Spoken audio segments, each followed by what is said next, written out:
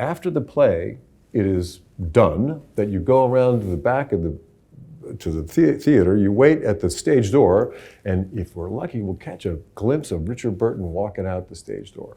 And suddenly, this gigantic black limousine, I'd never seen a car like that in my life, drove up in front of the crowd. The door flung open from the stage. The door from the car opened at the same moment. I looked in the car, and there, sitting in the car, was Elizabeth Taylor, surrounded by at least 36 long stem roses. And Richard Burton came out of the door, and he threw his scarf over his neck, and he swept into the back of the car, into her arms. They kissed, the door closed, and it drove off. And I said, that's what I want. Ladies and gentlemen, it's my honor and privilege to introduce Harry Hamlin. Hello, Harry. Thank you so much for being here, and congratulations on Mayfair Witches and on 80 for Brady, and welcome. There's a lot to dive into. Let's just start at the beginning and talk to us, even before we start talking about your stage work and your films in the 70s, talk to us about your first inklings of wanting to be an actor. When you realized, maybe like around age 13 or so, that acting appealed to you. What sparked it? What was the genesis of that? Well, it was actually, I was 11, and I grew up in Pasadena. It was an occupational hazard for my dad, who worked in the rocket business. And the Pasadena Playhouse is a great old theater in Pasadena.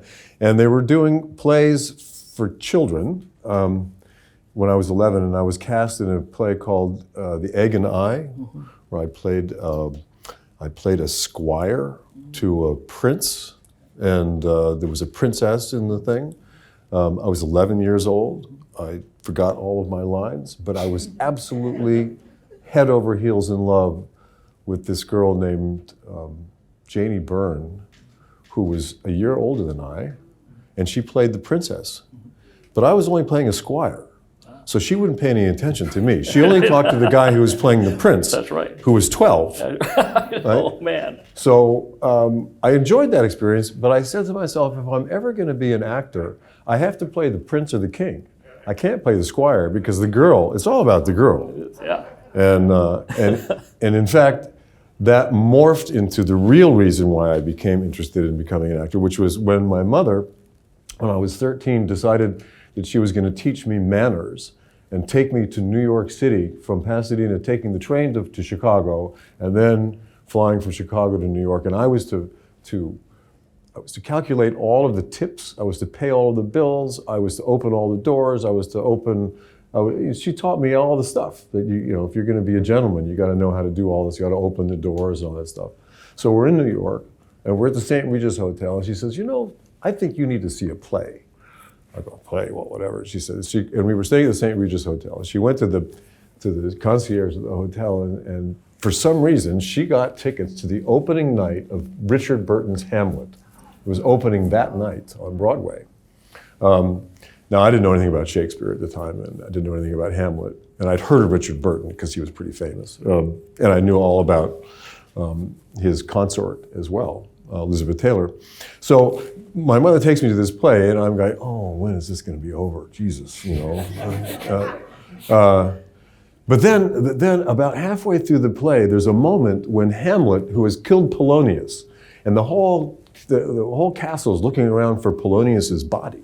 And at that moment, Richard Burton, who was wearing only black pants and a black t-shirt, because the whole thing was done as a rehearsal, he walked to the front of the stage and he said, if you find him not within the next month, you will nose him as you walk up the gallery to the main room. And the way he did this thing with his nose caused the entire audience to break into uproarious laughter. And I go, wait a minute, this is a tragedy? They call this a tragedy, but it's actually a comedy, because people were laughing like crazy. And he played it comedy through the whole rest of the play. And it kind of inspired me. I said, you know, if you could do a Shakespeare play and make people laugh, that's a whole different ball of wax. But it wasn't actually that was the final nail in the coffin for me wanting to someday become an actor.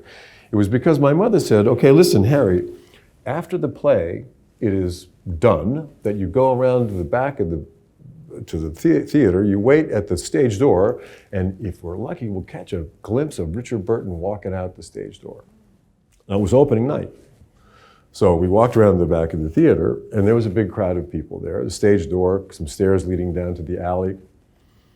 And suddenly, this gigantic black limousine, I'd never seen a car like that in my life, drove up in front of the crowd, and the crowd went silent. The door flung open from the stage. The door from the car opened at the same moment. I looked in the car, and there, sitting in the car, was Elizabeth Taylor, surrounded by at least 36 long stem roses.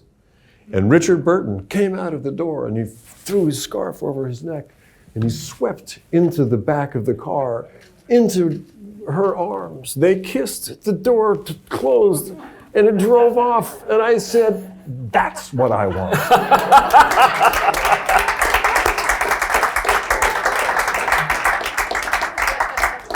And I got it. There she is, right there. What a great moment, what a great recollection. And you told me off stage just now that you kind of, when you did Hamlet yourself years later, you kind of added a little bit of humor to it, obviously, as well, and kind of homage to Burton's performance. I stole his entire performance. Are you kidding? And it was a big success. Basically, I was playing Richard Burton. But yeah, I mean, he was a tremendous inspiration for me for that play. Yeah. All right, well, years later, you were planning to go into architecture at UC Berkeley before acting came to the fore, thanks to a late class registration and a very fateful visit to the Redwood Forest. If you haven't read Harry's book, Full Frontal Nudity, I highly recommend it. That story and others are recounted in here. It's amazing.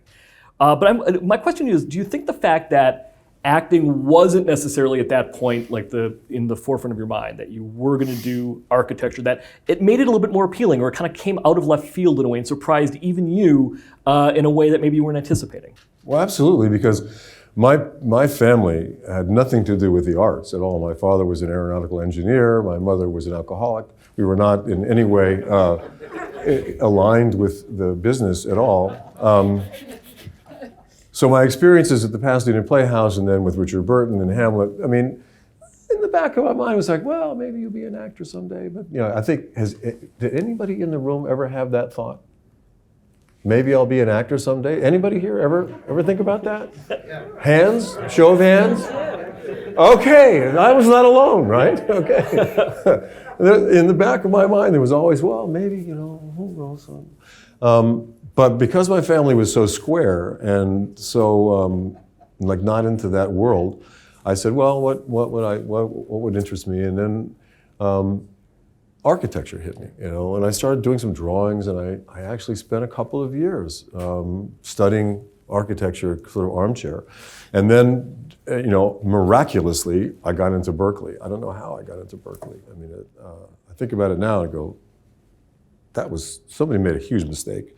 But nevertheless, I decided that their environmental design school, which was one of the best in the country, would be a perfect place for me to get my feet wet with architecture. So I was going to drive up to Berkeley and enroll in the architecture school and become the next Frank Gehry. I mean, why not, right? It was, only problem was I drove up to Oakland the night before I was supposed to register, up on a Sunday night.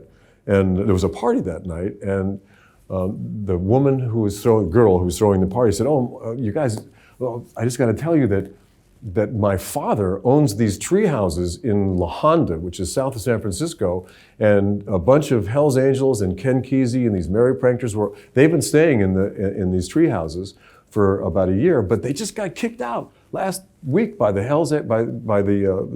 the marshals and the rangers, and so these tree houses are vacant. Let's go, because they're really cool."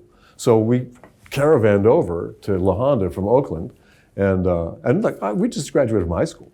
I was wearing seersucker pants. I was wearing loafers with pennies in them.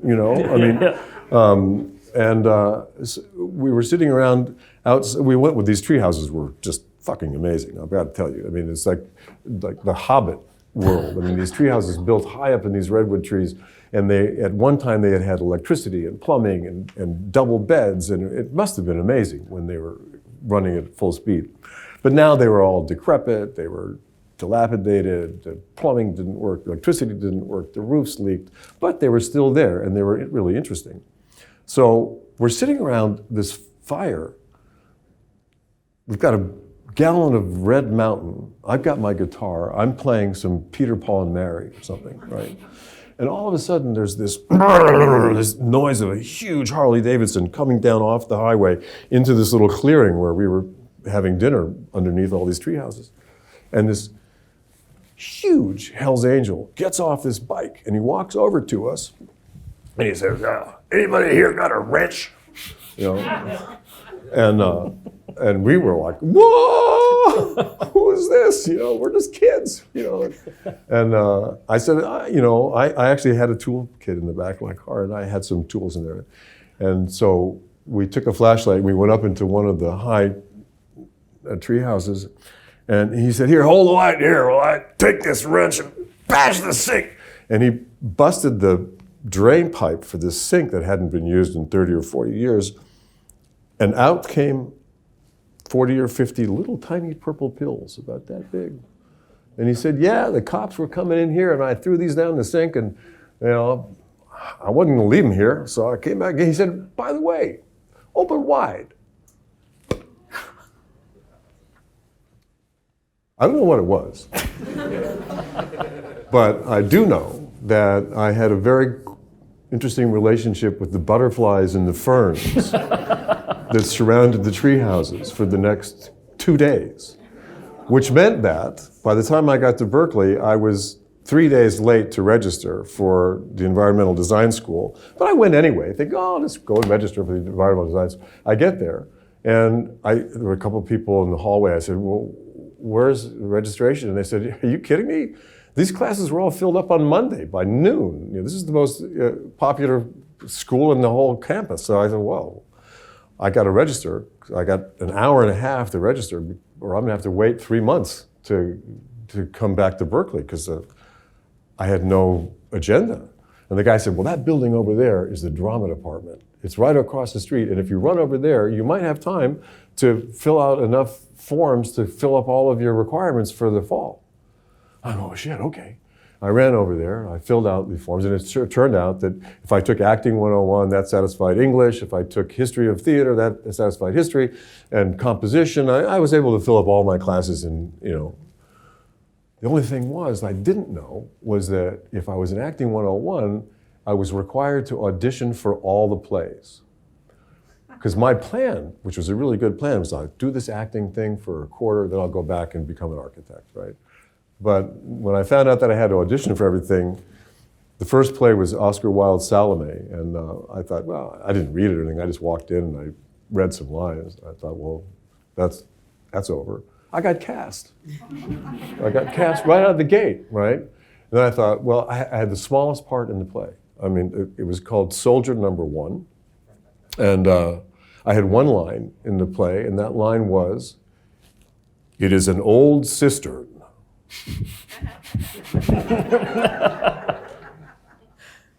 Well, the way I said it, the reviewer from the Berkeley Daily Gazette singled me out. And he said there was only one person who had a voice worthy of being on that stage, and that was Soldier Number 1, Harry Hamlin. So my name was in the paper. Like in the first 2 weeks I was at Berkeley, in the drama department, people go, oh, well, obviously his name was in the paper, then we got to cast him in a few more plays. Right?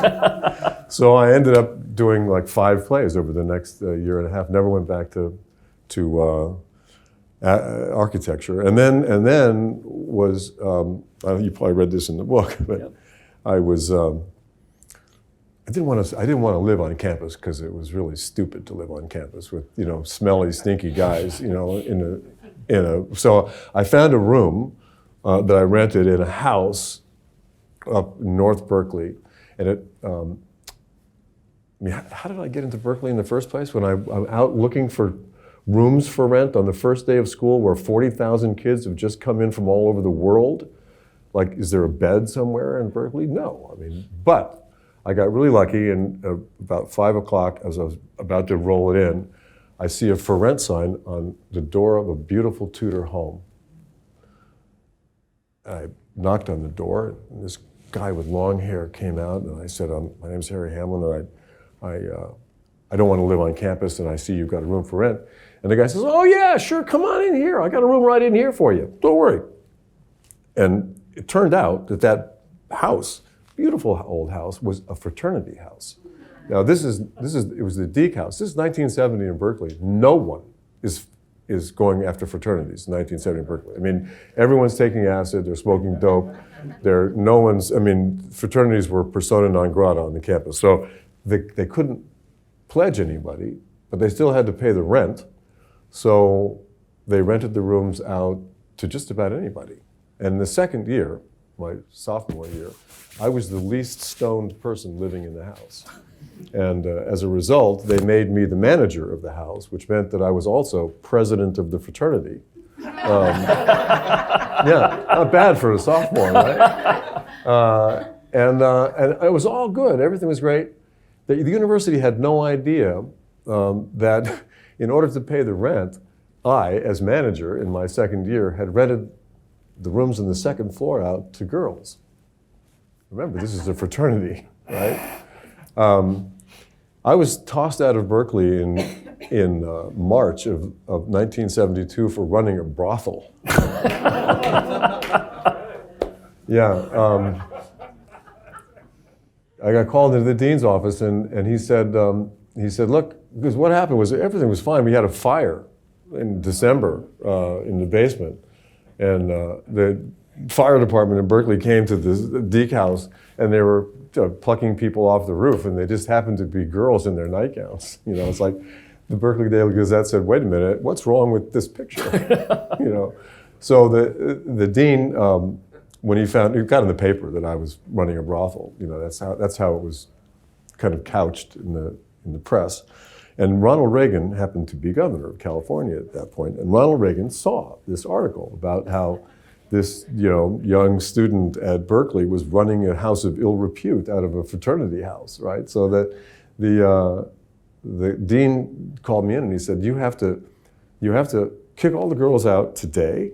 You have to open the house for inspection from the university. You've got to write a letter of apology to Ronald Reagan, and you've got to write a letter of apology to the fraternity. And I said, I'm sorry, but I'm not doing any of those things.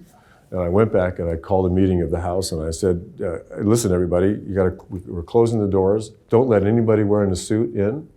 And we're basically going to circle the wagons. And then 2 weeks later, the dean calls me up and he calls me back in his office and he says, listen, we did some research. It turns out that your house is private. So you don't have to follow any university rules and you haven't broken any laws. But the governor of California and we at the university, in the strongest possible terms, ask that you not re-enroll in the fall. I said, are you kicking me out? And they said, oh, well, we can't kick you out because you haven't broken any laws.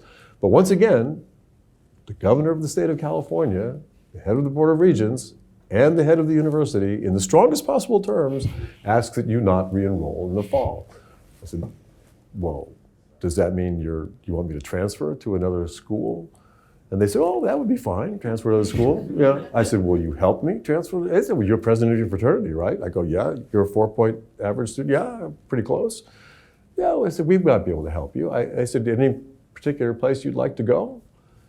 And I said, there's that college, Yale, in Connecticut. How about that? And they said, okay, no problem.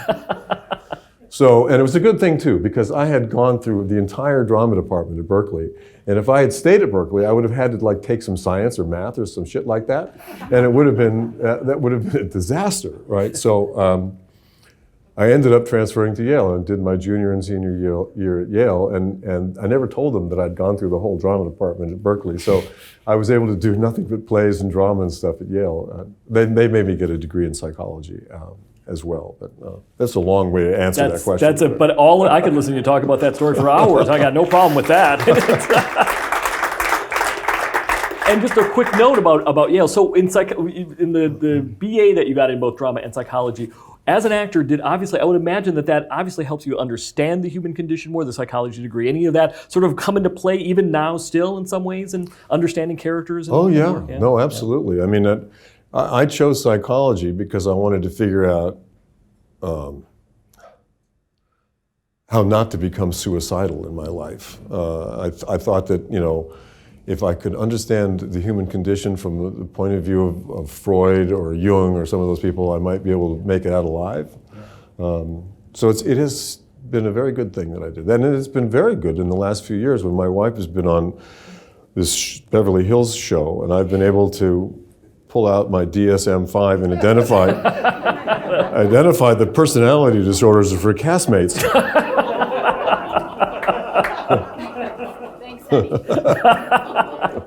Well, then in '76 at San Francisco's American Conservatory Theater, you got your first professional moment in Equus, Peter Shaffer's play Equus, which is where the book Full Frontal Nudity, one of the reasons why it's got that title. You were on stage in the full frontal nudity that is required in that play. I'm wondering, Harry, what about that experience? Sort of, you've spoken about kind of, you almost have this Zen moment on stage where you're sort of like, you kind of feel at peace in a way. What that sort of, how that sort of integrates itself into a performer's psyche in some ways. Just that moment of being like, I'm here, here's all of me in this play for the greater purpose of this art, and bringing it to another point. I'm sure that there's lots going on in that moment, but I'm sure in the moment in Equus, you were probably just wondering, am I going to get through this alive, right? I had to show my weenie to 1,600 people a night for 2 seasons. Yeah. That's trial by fire. Yeah. No, once you do that, there's really nothing else that you're going to be scared of. But yeah, that was Equus. It's a double-edged sword. It was a great role. I mean, award-winning role and everything, but I had to show my weenie. Yeah, it was a double-edged sword.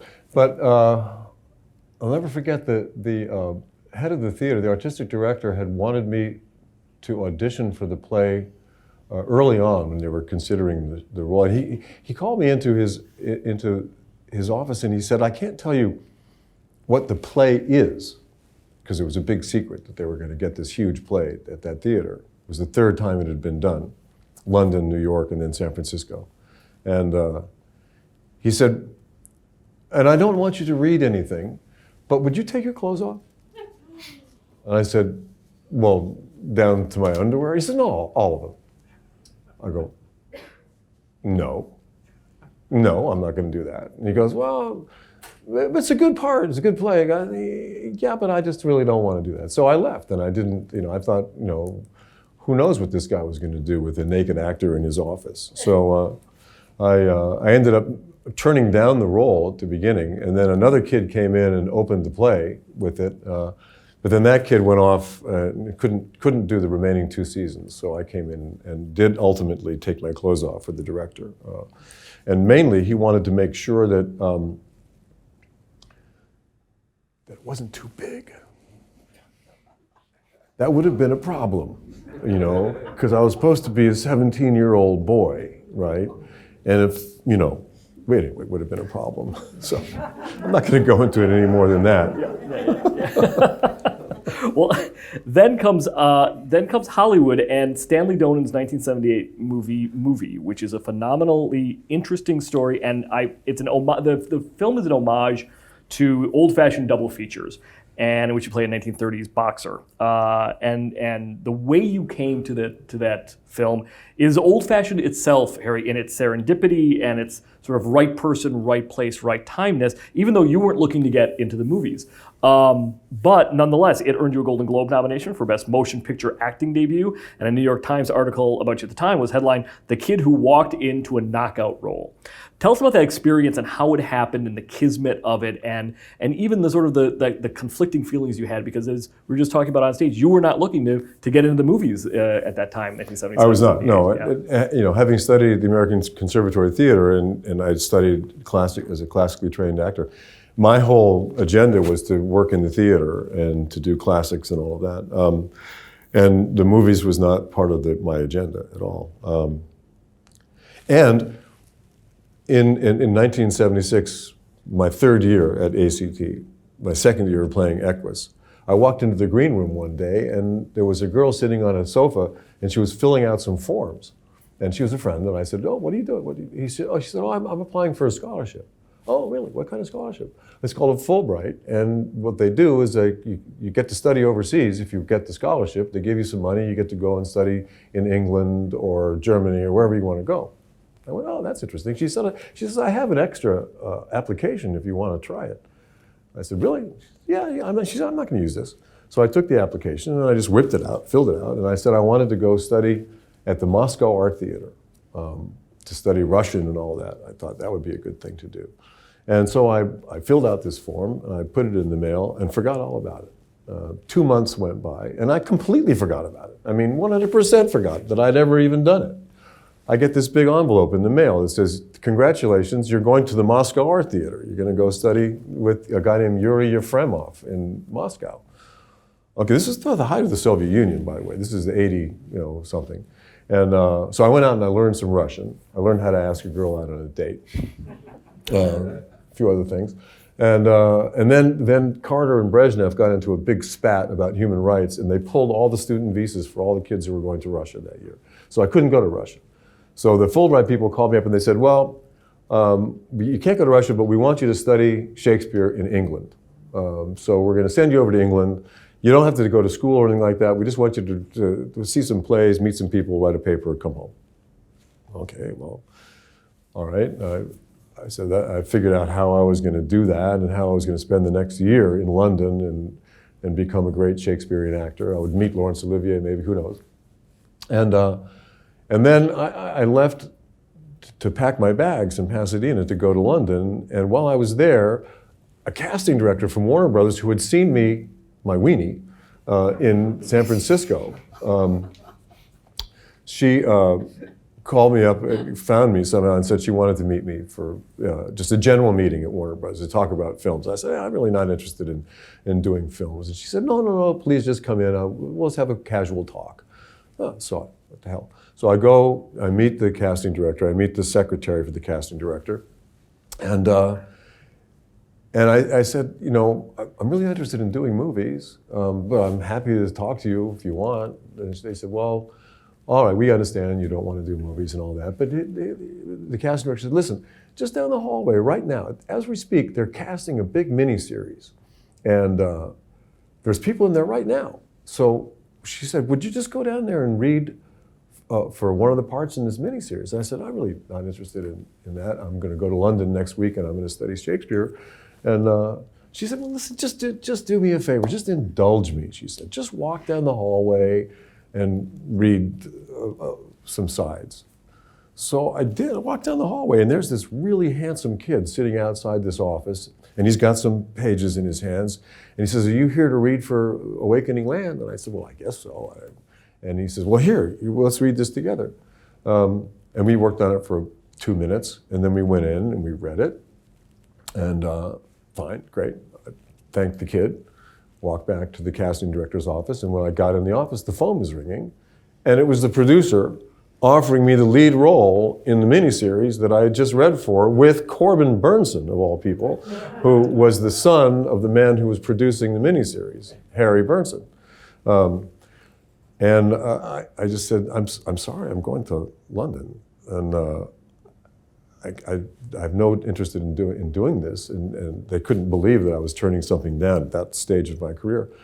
But I honestly didn't want to do it. I mean, it was like, no, I'm going to London, I'm going to study Shakespeare. So I go home, and that night the phone rings, and it's the secretary from the casting director's office, and she says, "Listen, Harry, I got this idea." She said, "This director, Stanley Donen, who did Singing in the Rain and a bunch of other great movies, he's in town, and he's going to be screen testing 2 girls who were flying in from New York, Anne Reinking and Tova Felshu, for a big new comedy that he's doing. And they need someone to stand off stage and read the lines to these girls. Would you do it?" And I said, "Oh, geez, I'm packing. I don't really have time to do that." And the casting director said, "Well, I overheard you saying that the one thing you needed for your trip to London was a 35 millimeter camera. said, if you come in and read off stage with these girls, we'll get you a 35 millimeter camera. So I sold out. I totally sold out. And I went in and I met Anne Reinking and Tova Feldshuh, and I sat there off camera throwing my lines at them, and they were actually really good, but I didn't know what I was doing. But so we did that for 2 days, and then on the second night, I'm back home. I'm living with my parents, I'm living with my mother, and the phone rings. It's Stanley Donen, and he says, Harry, listen, I know you're going off to England, right? I know you don't want to do movies, but he said, I got a hunch that when you come back from England, you're going to want some film. Just a few feet of film to show around. I said, really, Stanley, I'm not interested in doing movies. He said, trust me, you're going to want a few feet of film on you. And we're going to get you that 35 millimeter camera, but we'll also get you some film if you come tomorrow and allow me to put you on film. He said, you're going to thank me for this. I said, I'm sorry, Stanley, I can't do it. He said, please, just indulge me. So I did. I went in, and they put me in wardrobe, they put some makeup on me, and I did 5 minutes of the script with Tova Feldshuh. I go home. Now I'm seriously leaving the day after tomorrow to go to London. Phone rings. It's Stanley Donen. It's the next day. They've looked at the film. And he says, listen, Harry, I know you're going to England. I know all that. But here's the thing. We saw your film, and we at the studio, and we think there's just nobody better to play the leading role in this movie. And I go, what?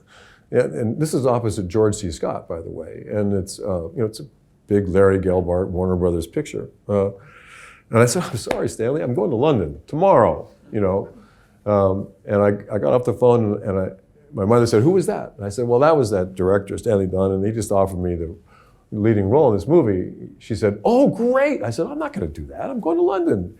She said, what? And she lost it. She went ballistic. And she said, no, you are not going to London to get another thing on your resume that says you've gone to more school. You're going to go and make a frickin' movie with George C. Scott, and you're going to do that because I'm going to meet him before I die, and this is the only way I'm going to get to do it. So my mother insisted that I do this movie, and she ended up meeting George C. Scott, God rest her soul, and his. I got nominated for a Golden Globe out of the gate for that. I'll never forget Stanley. On opening night, we opened at that theater next to the Plaza in New York. Paris. The Paris Theater, right. We opened at the Paris Theater, and at the end, the audience loved it. They went crazy for it. We were walking out at the end, and I'm standing in the doorway, and Stanley grabs me by the shoulder and says, Harry, I hope this makes a good life for you. That's great. Wow. I get emotional when I think about that, because he did. I mean, he basically set the hook for my career, by giving me that role. Then, 2 months later, he asked me to be in a movie called Saturn III. And I said, Stanley, I read the script. I said, Stanley, I'm sorry, I can't do this movie. I said, you gave me my career, but if I do this movie, my career's going to be over. If I do it. And, this is... I've always felt bad about it because this guy gave me my career, and he expected me to do his second movie, which Harvey Keitel ended up doing. I mean, me and Harvey Keitel. I don't know. Yeah. But I think when the review came out, and I have a copy of the review on my phone, which is in there. But the review came out and said, "Let's talk about the worst movie made in 1980." The worst film of the year was that movie, so I'm very glad I didn't. It was Farrah Fawcett, and Kirk Douglas, yeah, right? Yeah.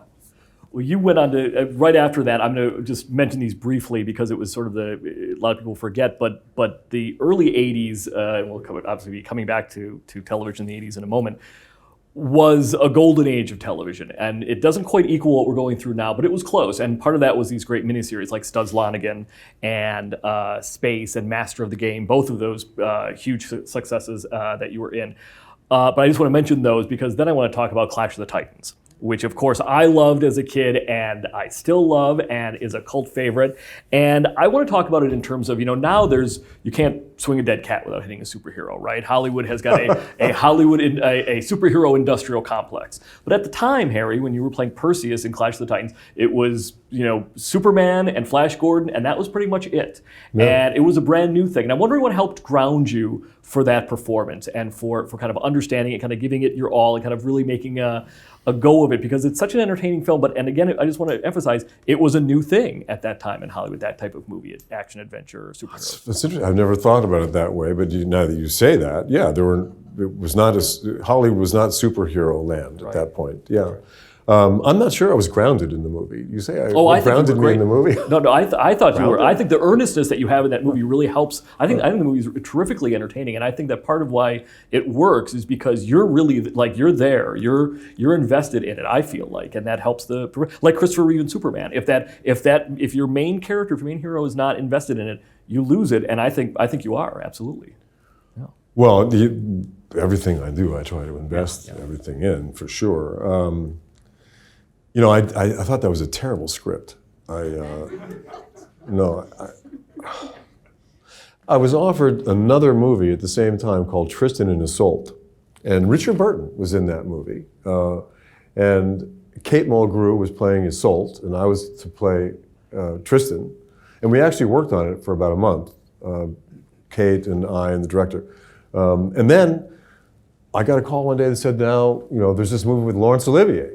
And Laurence Olivier was yes, I had seen Richard Burton in Hamlet, but the person I really revered was Laurence Olivier. And so they sent me the script, and I went, oh, shit, if only the script was better, I could do this movie with Laurence Olivier, and I could get to meet Laurence Olivier, who's my hero, And I ended up choosing Clash of the Titans over Tristan and Isolde, which was a good thing, because did anybody ever see Tristan and Isolde? Okay, so it was a good thing I did that. And I didn't get along well with the director or the producers of that movie. They wanted me to do stuff that I just found really weird. For example, have anybody seen Clash of the Titans here? This movie, Clash of the Titans? Okay, anyway, so it's a Greek mythological movie about Perseus, who is given a magical sword by Zeus and uses that magical sword to cut the head off of Medusa, because Medusa, if she looks at you, you turn to stone. So if you're going to defeat Medusa, somehow you have to do it without looking at her. So, and that's the myth. It's about this magical sword, cuts her head off. So we shoot 3/4 of the movie. We're in Malta, and we're about to shoot the sequence where I cut the head of Medusa off. And I get to my trailer in the morning, which is one of those trailers like that. It's the kind that is actually trailed behind a car. And I go into it, and the first AD comes to me. He says, Harry, listen up. Got some news for you. Got a telex last night from London, and you can't cut Medusa's head off with the sword. I said, what? That's the whole myth, the whole thing. That's why I have the sword. I mean, why else does Perseus have the magic sword that Zeus gave him if he's not going to use it to cut Medusa's head off, which is the whole story? And they said, yeah, but here's the thing. We did some research, and we found out that if you cut Medusa's head off with the sword, and your arm and the sword touch her neck, then this is going to get an X rating for violence in England, and any kids who are under 16 aren't going to be able to see the movie, and of course the movie is made for kids who are under 16. So I had a real dilemma on my hands. It's like, okay, they're telling me that I can't do what the reason I chose the movie to do, which was the sequence where I cut Medusa's head off with the sword, the magic sword given to me by Zeus to cut her head off. So I said, all right, well then how is her head gonna be released from her body? So, well, we got this all figured out. You're going to take your shield and you're going to throw it like a frisbee. It's going to hit the wall and inadvertently slice her head off. Exactly, ricochet, right? And I said, well, in that case, you're going to have to find somebody else to play Perseus, because I'm not going to do that. And I went into my trailer and I closed the door, and then they unplugged all the electricity from the trailer. And it was a really hot summer day in Malta. And I said, I'm sorry, I'm flying home to LA tonight. I'll figure out a way to do it, but I am not going to throw my shield against the wall and have it cut off Medusa's head. And they flipped out. Now this was Malta, we were in the middle of nowhere. This is in the late 70s, there's no cell phones obviously, and there's no payphone anywhere. But they've got to go to Valletta, the capital, and they've got to find a phone, and they've got to telex London, there's all this geschrei going on while I'm sitting in my trailer sweating like crazy because they've unplugged all the electricity. And about every 15 or 20 minutes, they sent somebody else into the trailer to try to convince me to throw my shield. And every time somebody came in, though, they would walk out on my side. And so it started with the first AD and the second AD and the cinematographer, and finally the whole crew was on my side. And there was nothing they could do but to cave. And we ended up shooting that sequence instead of 8 hours, we shot it in 1 hour. But the producer didn't talk to me for 30 years. Never talked to me again. As a matter of fact, he died. Never talked to me again. Ray Harryhausen, who was the co-producer, did talk to me 25 years later. They were so angry. Now, by the way, it didn't get an X rating for violence. I was right, you know. But then they came to me after the movie was finished, and they said, Eric, listen, we've got this great thing is happening. We're doing a worldwide press tour. We're going to go all over the world to like 30 cities, and we're going to promote Clash of the Titans. It's going to be amazing. We're going to start in Johannesburg. That'll be the opening party, and then we're going to go from there east. We're going to go to Asia, and then I'll work our way around. I said, that's great. I'll do anything, everything, but I can't do the party in Johannesburg. I said, what? What do you mean you can't do the party? Well, look, I'm good with the whole rest of the tour. I just can't go to South Africa because I'm on an anti-apartheid, like vice president of an anti-apartheid group in LA, you know, and I'm not surprised, I can't go to South Africa. And they said, yeah, but South Africa is underwriting the entire thing. I said, I'm sorry, I can't go. So they thought that they lost millions and millions of dollars because I didn't do that tour. And they probably did, I guess, I don't know. But that's why the producer never talked to me again. Your decision, though, made the film, and as I would imagine nobody could argue against it, more entertaining. And I think that's part of the whole point of that film. Afterwards, after Clash, you starred in director Arthur Hiller's Making Love, a film that holds a unique place, yes, a film that holds a unique place in Hollywood history. It was unique then, and it's unique now for how people see its impact. And watching again for this interview, it's such a solid movie, and your performance in there is so good. It was the first mainstream studio film to depict a gay love story in a respectful way. Just a little bit of history, just prior to it, a year or so prior to it, was the exploitation thriller Cruising and the dumb comedy Zorro the Gay Blade. And even in the same year as Making Love were embarrassing things like Partners and Death Trap. This film is not any of those. This film is so much.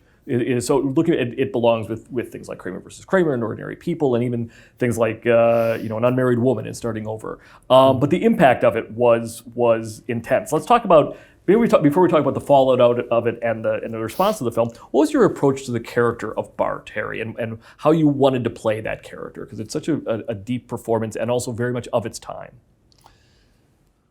Well, I mean, the idea of playing a character that lives in a different sort of sexual milieu. And it never crossed my mind before I was offered that picture that I would ever be in a position to play someone who had a whole different view of the world like that. And every other actor in Hollywood had been offered the role before me, and they had all turned it down because they all felt that it would hurt their career, and they were not wrong. So, nevertheless, aside from the fact that it was not exactly a career builder, it was probably the film that I'm the most proud of having made, and would never second guess it again.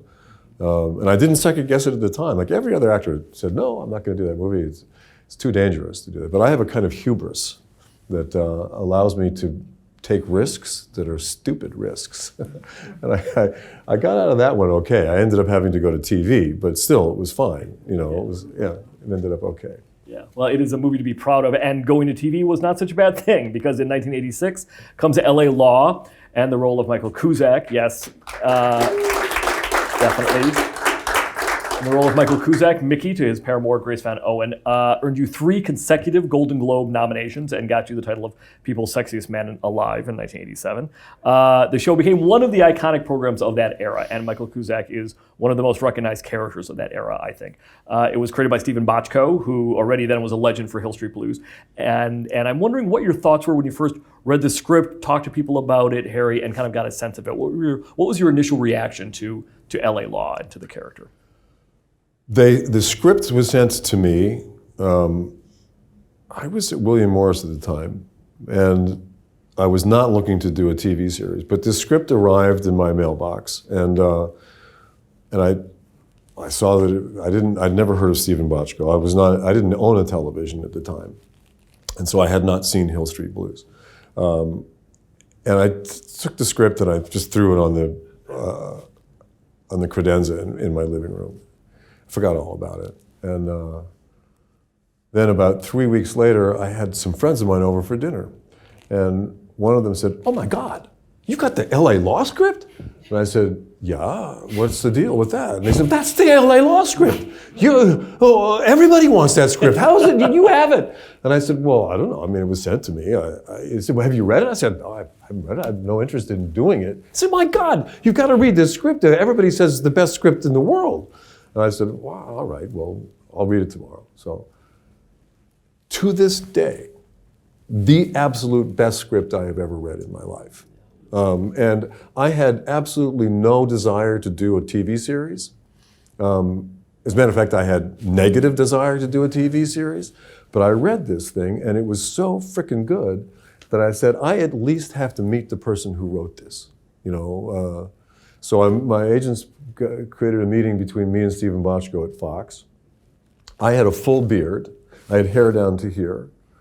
The way the character of Michael Cusack was described in the script, he was a 44-year-old ex-football player with Coke bottle glasses and 15 to 20 pounds overweight. So I said to Stephen when I met him, I said, "You talking to me about Arnie Becker, the divorce lawyer?"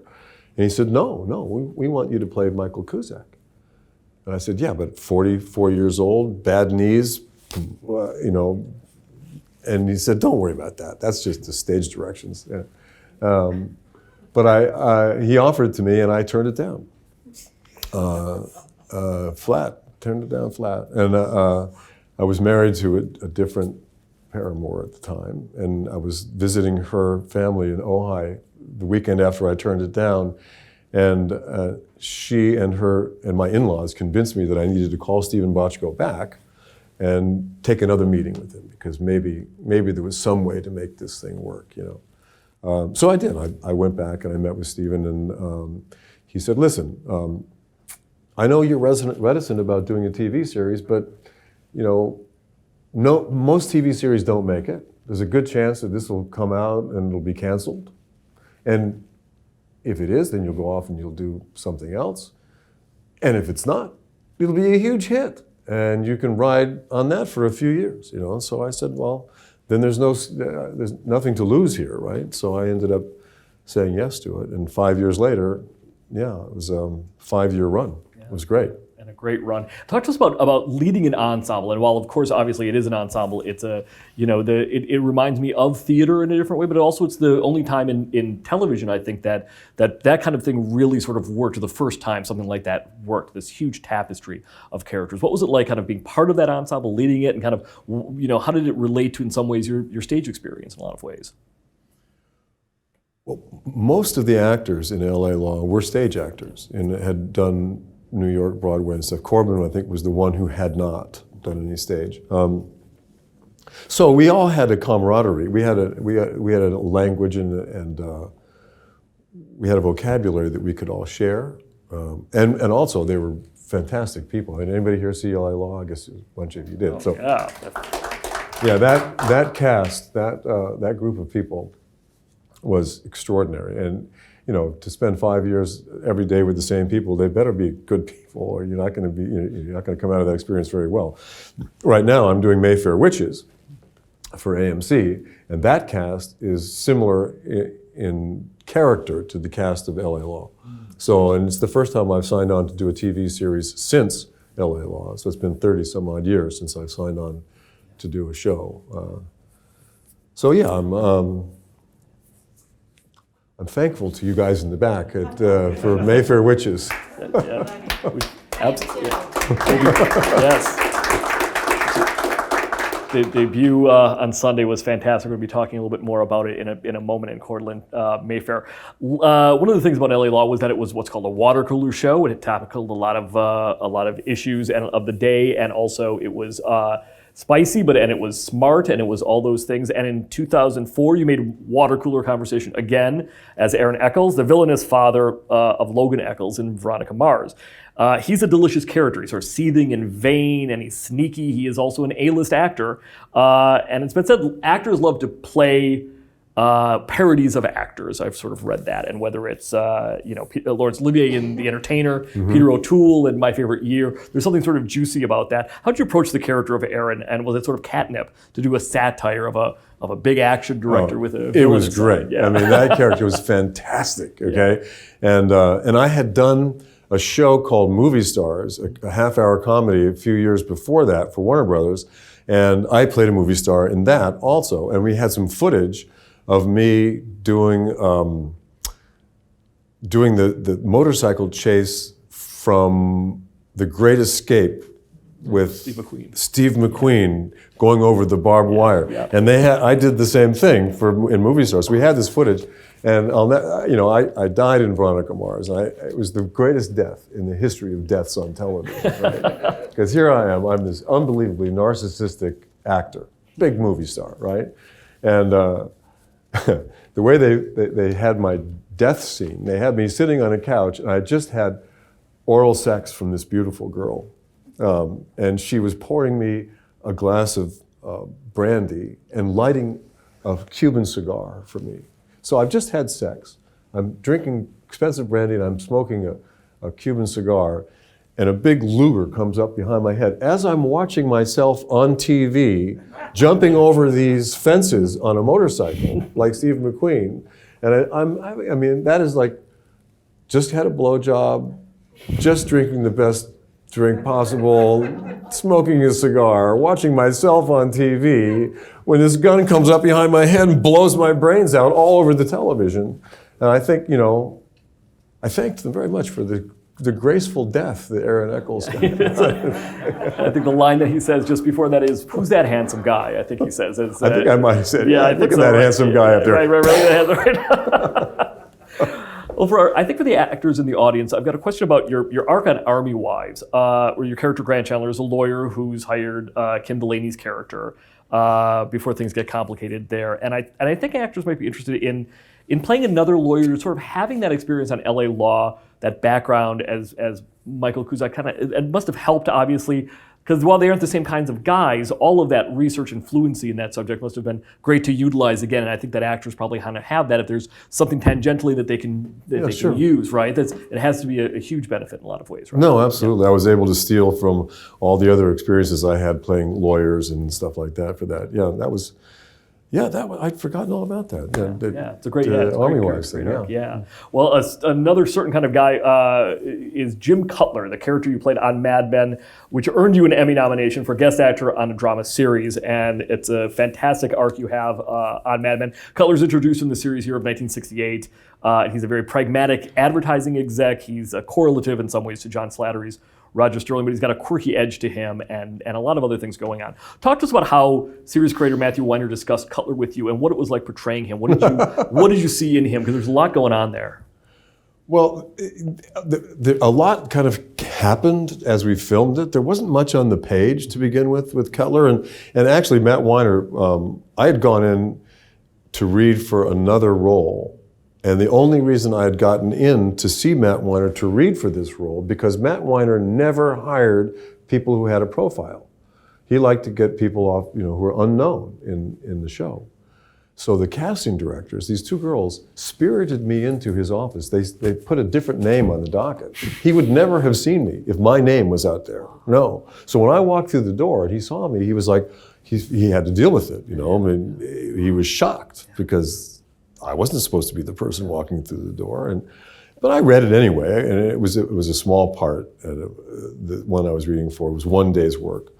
And I got a call from my agent later that day saying, you didn't get the part. I go, oh, well, it was Mad Men. It was good to meet Matt Weiner anyway. It was great. Why not? And at that point, I had no idea that I had been spirited into the room under a different name. But I found out 2 months later when they called me up and they said, actually, Matt Weiner wanted you for a bigger role, but it still isn't that big. It's going to be 3 episodes, and you're going to come in and you're going to buy the company or something, the advertising agency. And it ended up being 3 seasons, 2.5 seasons. Yeah. So clearly I did something right. But that was a very interesting thing, Mad Men. To come into a group of people who have been working already with such elan for so many years and had won so many awards and such a tight-knit group, and to suddenly be a guest star on it, and I was like, what's going to happen now? I'd never done that before, but they were so gracious and so nice. That is a well-earned Emmy nomination, and that role needed someone of your stature, their stentorian tones, to kind of carry that off, because there has to be sort of that element to that character. Another point on there is that Weiner once said that advertising in the 50s and 60s is like architecture is now. It was perceived as the ultimate American job, as it had a creative element, and he made a ton of money. And I feel like in some ways, your father was a specific kind of guy. And I wonder if in portraying Jim Cutler, there's sort of a sense of Dad was an aeronautical engineer, not an advertising guy. He worked on the Jupiter program for NASA, the F-1 rocket, and many other things. But I'm wondering if there was something about the straightforwardness of Cutler. There's that great moment when they're walking into a client and Cutler says, I just want this on the record. I'm totally against this unless it works. And there's a great line delivered beautifully, and there's a pragmatic quality. And you've mentioned that about your dad too. And I'm wondering if in kind of bringing that character to fruition, there were sort of elements of your dad's era of mid-century kind of masculinity that you brought in. Yeah. No, absolutely. And my eldest brother was a Mad Men. I mean, he was of that era, and he was an executive at Mobil Oil Corporation. But he behaved exactly the same way that Don Draper did in that. From the drinking to the smoking to the girls, that's the way they behaved in those days. But it was somewhat challenging to work for Matt Weiner, who was he wanted everything to be just so. You couldn't deviate one iota from his vision, and if you did, you were in deep trouble. Well, the result is pristine, and it's so terrific to rewatch them. Here's a little anecdote. So, for some reason, my arms and my neck size, they don't jive, I guess, with shirts that are made for most men, I guess. I don't know. I mean, I'm at 15.5, 33. Never been a problem for me. But when Janie Bryant, who was the costumer on Mad Men, was trying to fit shirts on me, she couldn't find any shirts from the 60s that fit me. So she said, we're going to have to build some shirts for you. This is how specific Matt Weiner is. He said, you can only build shirts for Harry if you find a bolt of cotton that was manufactured in 1968. Wow. So that's how specific he was. Make it look like that Arrow shirt type of Arrow. I mean, it's just cotton, right? Right. Well, I mentioned your dad and science, but I want to talk about you and science. And science, of course, is absolutely a through line in your concern for clean energy and nuclear fusion through your funding of TAE technologies, Tri-Alpha technologies. Talk to us, Harry, about the importance of that to you and indeed to the planet and what it involves and how important it is. Well, I would have to say that it's the most important thing in my life.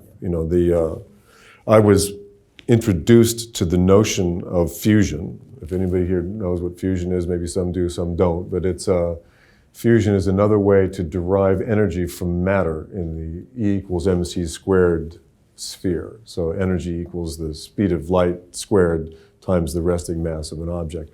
So the sun, for example, is a fusion energy machine.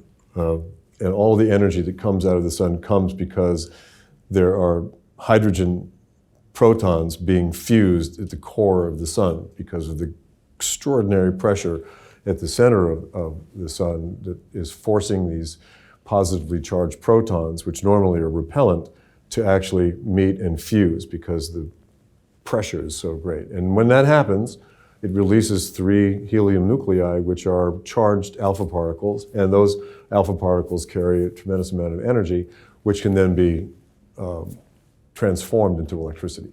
So years and years ago, 1980, I discovered this technology, and I've kind of been the main shepherd of this technology for the last 30 years, I guess. Started a company in 1998, which is now TAE Technologies, and we have raised about $1.5 billion so far. We're partnered with Google, so we've been partnering with Google for 8 years, and the former head of General Electric, Jeffrey Immelt, left GE, and he's now helping to run this company. And the former head of the Department of Energy, Ernie Moniz, under Obama, is now running the company too. And I'd say we are within a couple of years of being able to provide absolutely clean, non-toxic electricity to the world for the next 100,000 years or so. That's fantastic. Yes.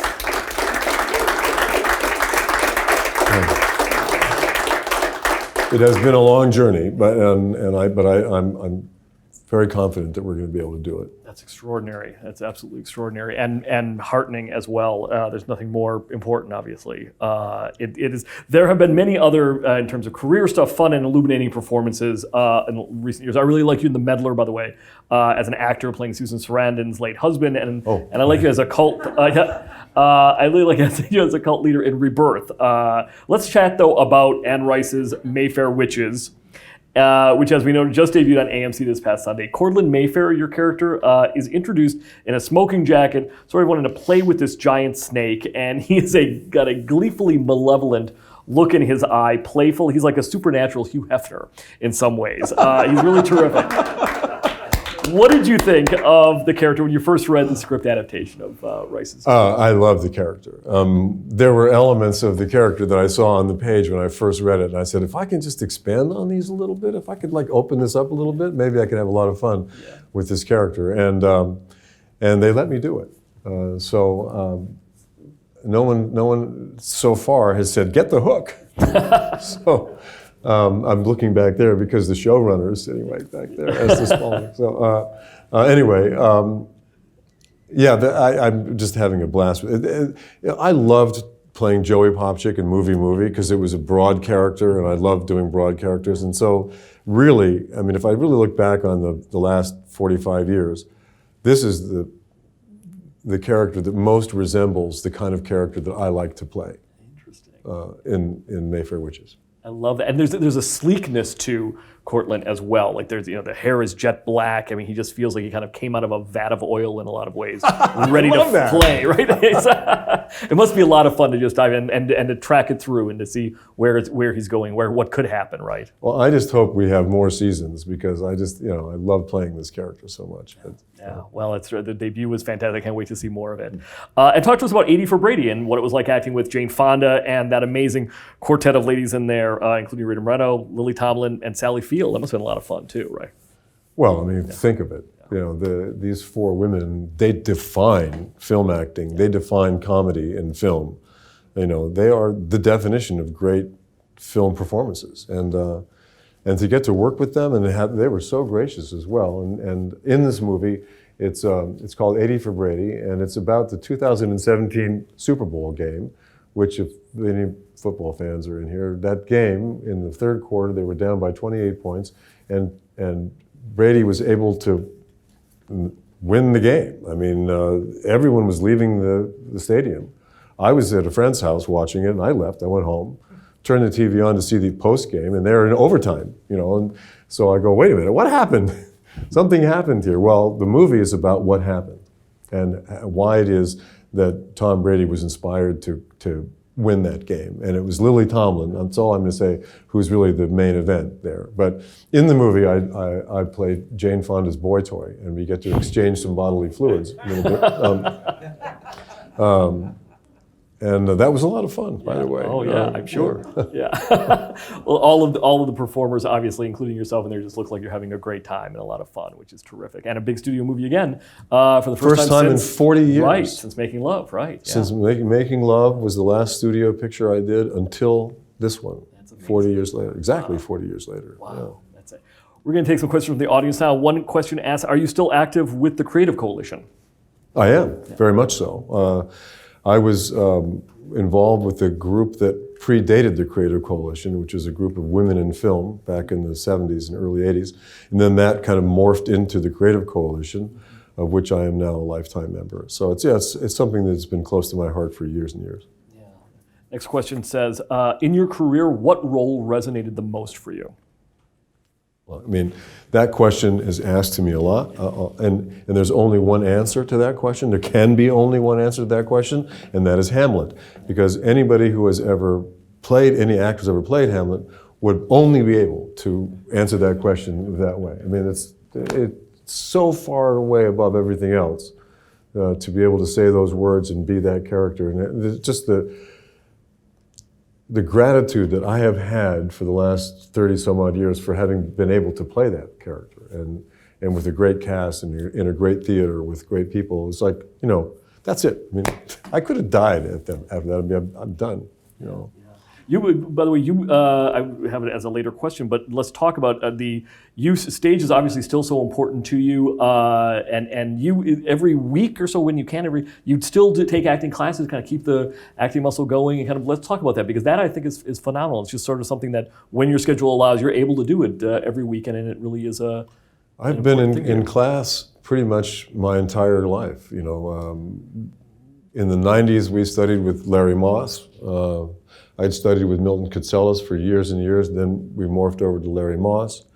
And then Milton died 15 years ago, I guess. And they brought his class back in 2011.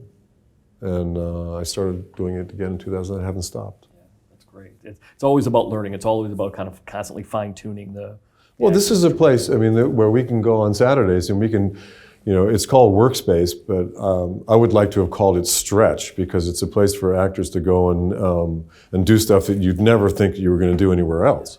And with a group of people who are all equally well-trained and professional. And so every week something new and interesting and exciting happens in that class. Yeah. Next question is, it says we were just talking about it. How excited are you about the breakthrough in nuclear fusion this month? Well, that breakthrough was huge. What it did, and for those of you who are uninitiated, fusion is really, really, really hard to do terrestrially. I mean, the sun and all the stars are fusion machines. But to create a miniature sun in a laboratory in just the right conditions to be able to extract the energy from matter, it's never been done before on the planet. We know it can be done. We've done simulations with Google. We know that it's possible to do it. It's just the engineering and the science, the physics is very, very difficult. What happened 2 weeks ago at what's called the National Ignition Facility at the Lawrence Livermore Lab is that a gigantic device called, what is the name of it? The NIF. They just call it NIF. It's 192 huge lasers that direct extremely well calibrated light onto a tiny pellet of gold about that big, inside of which are deuterium and tritium, which are heavy hydrogen. And the impact of this gigantic laser hitting this little gold canister with those two elements inside caused what's called ignition. It caused, for the very first time in human history, a fusion reaction to take place on the surface of the Earth. It only lasted for a few nanoseconds, but it was enough to prove the fact that we have been barking up the right tree and that we will be able to achieve fusion on Earth. So it was a gigantic breakthrough. Yeah. You've had such an eclectic career and so many eclectic and varied characters, Harry. Is there anybody that you haven't played or any type of character you haven't played that you would love to? Well, I'm just starting to work on Lear right now because I think it's come to that. No, I think. But I never got a chance to play Romeo. It's one, it's one thing I'll go to my grave having not played. But I've been really, really lucky. I've played so many wonderful characters, and I've had such great opportunities in my life, and they keep coming. Yeah. Yes. I mean, how about that, right? And I think one of the reasons, obviously, they keep coming in addition to talent and everything else, is your outlook and your curiosity and your constant seeking of the right way to go about things, thinking things through. In talking to a room full of actors, what advice would you give them in pursuing their career? To wrap up, Harry, what advice would you give young actors of any stripe as they're pursuing their careers? Well, I have a standard advice thing that I could give to anybody under any circumstances, and that is, don't worry.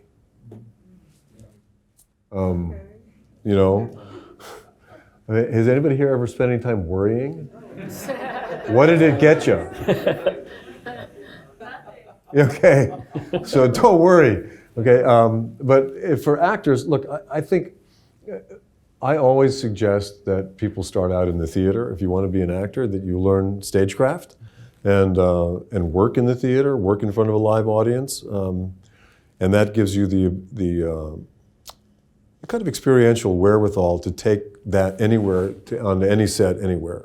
I think a lot of actors, are terrified of working in front of a camera who haven't worked on stage, and I know a lot of actors who hate acting. Who are terrified of doing it, yet they do it anyway, and maybe for the money or something. But I love acting. I do it for free. Don't take that to heart.